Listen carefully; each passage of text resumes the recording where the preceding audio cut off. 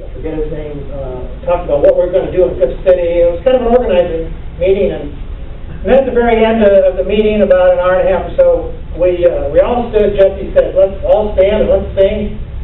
And so and there were about 3 of us that were white in that group, and we sang "We Shall Overcome." Started swaying back and forth. We shall overcome. It goes on and on and on. You can all the verses you want to make up. We'll conquer Mayor Daley and all that stuff. And so we started. It's about time to wind down, and Jesse started praying. And he could just put phrases together and cadences, and you've heard. It's kind of like Dr. King, and Jesse was masterful at it. You've heard it. And he knew just when to get that phrase to fit the end of the song, and it all ended together. Now, all the goosebumps. It was gorgeous, and I was thinking, wow, we're doing it. We're here. This is happening. And it's just like I see on TV, and I'm in it, So, anyway, that was one community meeting. And then we would have meetings Saturday morning in a church for people like myself and the organizers of all the various groups to kind of get a sense, what's happened this past week, how are we doing with Mayor Daley, what's coming up this week, and what do we, that kind of stuff. It wasn't for the general community, except nobody was checking at the door, anybody could have walked in, but it was for the leadership. So I would go to these things on Saturday morning, and it's supposed to start at 9 o'clock.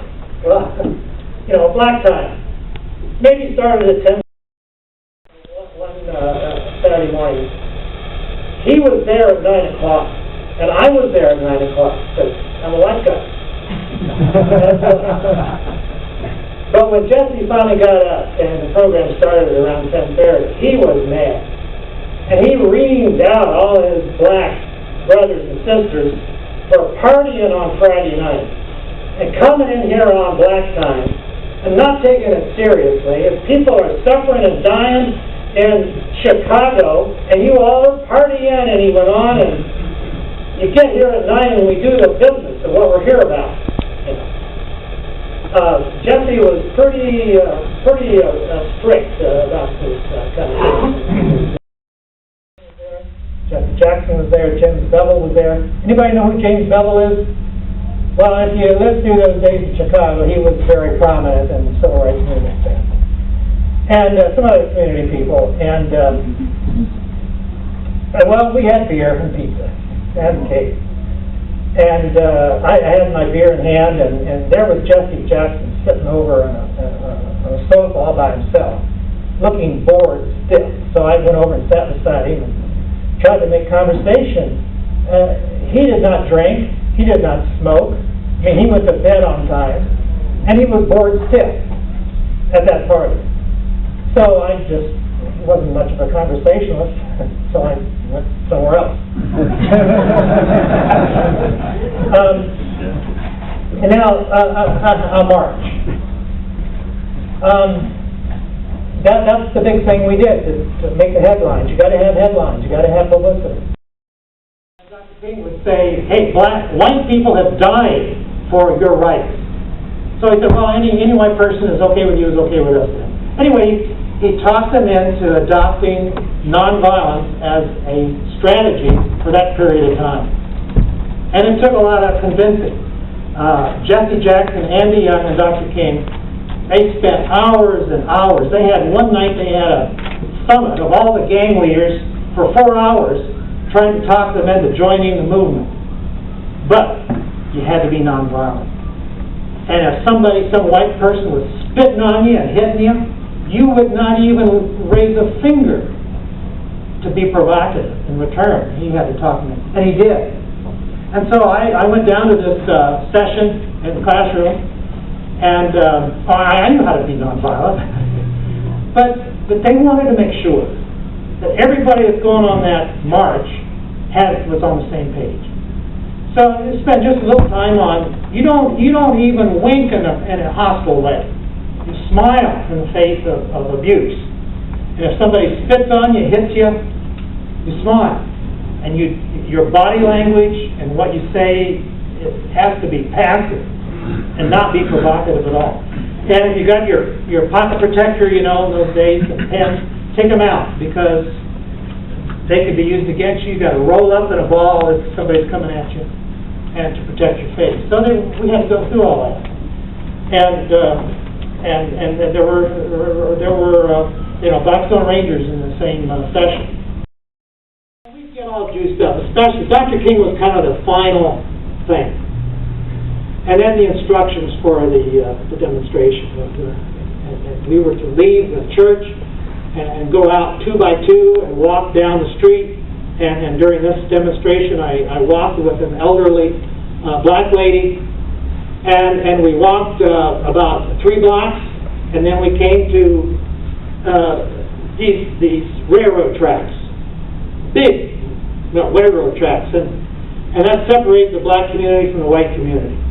And there wasn't anything secret about what we were doing. I mean, this was publicized. We were going to do this march that day.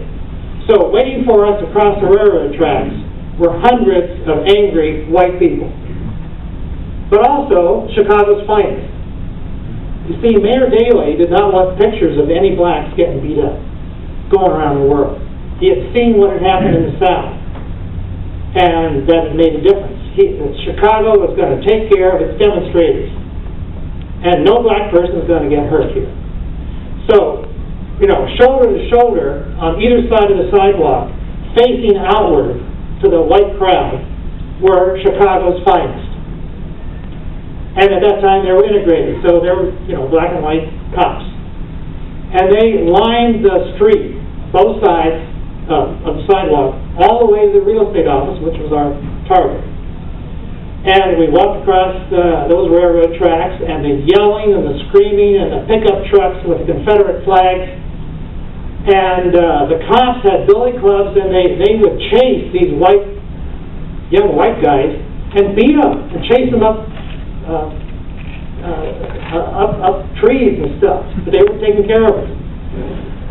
Cherry bombs and spit and rocks and stuff did come our way, but we sang, we walked quietly, singing, and then we came to the real estate office and stopped, and Dr. King and Andy Young and Jesse Jackson, and they would kneel and they would pray. And they always prayed for the people inside first. Whatever they prayed for, they always prayed for the one that was despitefully abusing them. That was the first prayer. Seminary used to be, Bethany Biblical Seminary. There was what's called an ecumenical institute. There were a bunch of white people there, theologians. So we banged on doors, and we finally, this guy said, "Yeah, I have it. Here it is." We didn't tell him what it was for, but we just wanted to borrow it. And I reached out to get it, and that made all the difference. My hand went first, rather than my friend. So we ran back to the office at the church, and I handed the book to Andy Young. Andy and I kind of peeked inside, and there wasn't anybody in the sanctuary except the camera crew and Dr. King up the pulpit. And so Andy took it up, and Dr. King proceeded to tear a couple pages out of the book, and they made some marks to where he was going to, quote from. They had stopped taping at that point, and then they started again. And we went back to the office and waited until it was done. And I was sitting there thinking, there were only a few people there: the pastor, and Andy Young, and a couple others. In a little bit, I'm going to meet Dr. Martin Luther King. And I didn't wake up this morning with, thinking that I needed to prepare for this moment. This is historic, and what am I going to say? And I don't want to be a, buffoon here. Well, Dr. King came through the door, and the pastor introduced us, and said, there's 2 guys from seminary working this summer. Well, what do you think the first thing? My first words to Dr. Martin Luther King would be? Well, my first words were, "No, Dr. King, I don't think so." Because he said, "Young man, I think I've seen you before, haven't I?" I said, "No, I don't think so." And then the conversation went on to chit-chat for a while. And then about 10 minutes later, I mean, we didn't talk about anything profound. It was just sort of boys getting together. And then Dr. King had this in his hand, and he looked at me, and I don't know why he thought it was my book. But he said, and he looked at Andy Young. And he said, Andy, I think, I messed up this young man's book. Would you please go downtown and to a bookstore and buy him a new book? Well, I said, Dr. King, just put the pages back in and sign it, and that'll be all right. And he asked me how to spell my name, and I spelled it for him, and he signed it, and he gave it to me, and that's the story. Thank you.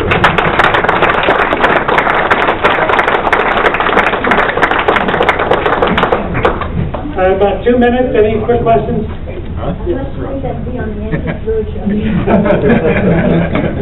I have an article here, Rosa Parks.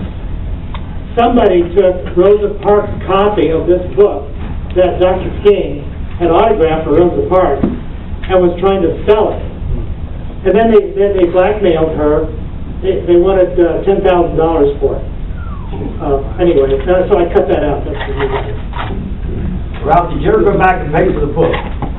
We never went back.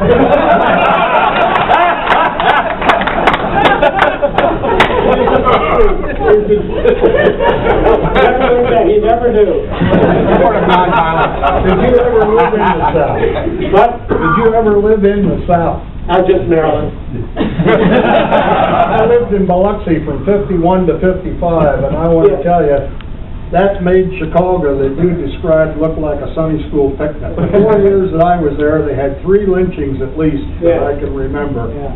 And I almost had the living daylights beat out of me by a bus driver because I got on and there were no seats in the front. At the back door was the dividing one. And I thought, well, hell, I'm not going to stand. So I just walked on back and sat down. And he's up there mumbling, and the next thing you know, the bus stops, and this guy starts back through, and the guy beside him, he says, you got to move. I said, I'm not going to move. And he came back, and when he cocked his fist, I knew I could take him out, but I thought, I don't want to spend 4 years at Fort Leavenworth. Yeah. I moved. Right. But it was real.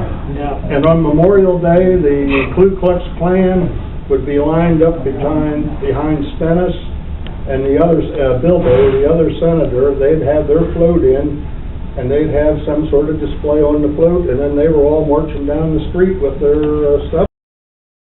You gonna analyze my spelling, or? No. Yeah.